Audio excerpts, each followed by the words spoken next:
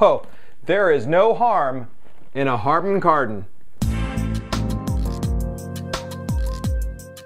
Spike Studio brings you a product review, this time of the Harman Kardon AVR 1610. It's a 5.1 channel surround sound, Roku ready, DLNA ready, iPad ready, everything ready. Welcome to Spike Studio. It's a product review of the Harman Kardon AVR 1610. This is a networked receiver for your media center. It has Bluetooth, AirPlay, internet radio, Roku ready stick, you name it, this thing has it. What does it lack? A little bit of power. But otherwise, it's a 5.1 surround sound. So let's do an unboxing, talk about the specs, and then jump in from there. So I went ahead and took this one out of the box a little bit early. A lot of times we'll do it live on air, but there was a little bit of a struggle because it's well packaged, but not extremely over so. So it just took a second with the styrofoam and to get it unwrapped. What do we find inside? The normal bag of goodies. It has the radio antenna for the AM, FM. It has a microphone for you to put in the room to get the best sound quality adjustments.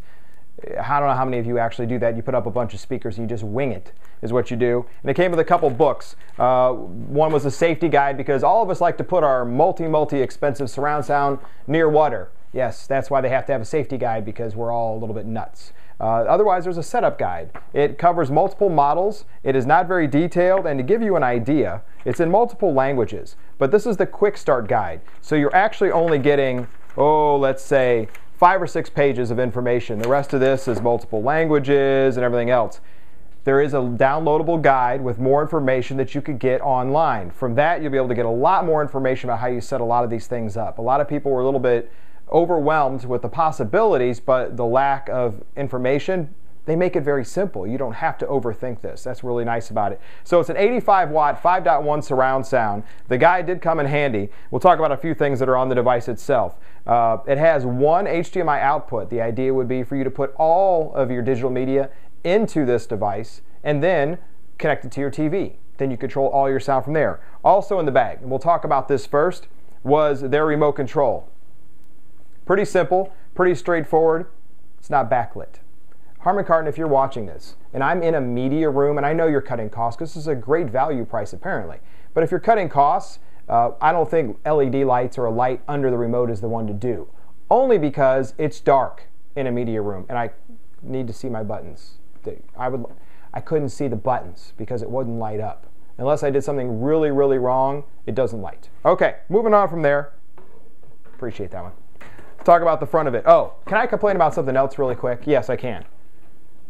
I don't know why, but this, it was like a half a foot or a foot short compared to other things. I know we like to keep it more compact. I can wind it up, but let's say I put it near the TV and the plug is over to the left, or I run it, or there's power. I know there's power strips. But I don't know why, but this just seemed a little short when I went to plug it in. So that was one of the things that I noticed, but it's no big deal. You can just adjust or move a power cable, whatever you do. So the front of it, very simple.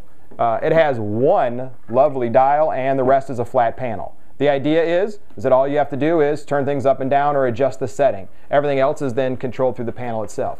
Now, where it gets interesting is the back. One thing you think they could add to this, but it would have added to the cost, would have been its own powered subwoofer. That would have created even more sound for you. The problem is that would have added to the cost. What they do is they drive it up. Some people have been complaining at the high end of maybe like an action movie that they get a little bit distorted. It's a little bit too much for the device. I would tend to agree. When I ran this in heavy mode, it was a little bit too much for the device to pick up everything, a little bit kind of muffled, but otherwise everything sounded fantastic. For everyday stuff, for everyday viewing, this was awesome. It's a great value, and if you really need it that loud, maybe you should be in a real theater, or you're going to be investing way much more in your media center than this unit right here. So how does it work? Across the back, you're going to notice what you pretty much have, as we try to put the pictures on the side as well, is multiple HDMI input ports, then one HDMI output port, and then of course your speaker ports. What this allows you to do is then take all of your devices and plug them straight into the HDMI. So is it your Xbox? Is it your Roku stick? Is it a DVD player? Whatever it is, HDMI out into this, and then this out to your TV. So you have one connection that consolidates. The downside, throughput and possible lag, mainly in gaming situations. So if you're going to be routing and skipping through another device that's going to basically proxy your information, you could have a little slowdown. What are other benefits of this one though? Let's talk about that real quick. Internet radio. It has an Ethernet port on the back. This gives you internet radio capabilities. So with the internet radio capability, you can now stream. We're not talking Pandora, we're talking internet radio stations. That's different. Pandora is an app. These are internet radio stations. So you're able to do those. You're also able then to connect up your Roku stick right into the back of this and stream your Roku. You now have an ability to have full 5.1 surround right out of the Roku. So you don't have to worry about going to the TV and then out to external speakers. You actually plug it right into the back of this. The radio antenna plugs into the back as well. As you saw, we had a radio antenna that came. All your speakers there. You do have a few video ins that are on the back. One's a monitor out, the other two are video ins. That's all you get. Everything else on this device is HDMI. So if you have something that needs component video, you're stuck. Don't think about you're going to do it with this. This is going to be your solution for everything else. Last piece about this is their green technology. What that means is this runs on a little bit lower, they call it green edge. So it uses less power, which is a benefit to you for cost savings. So the power usage was down.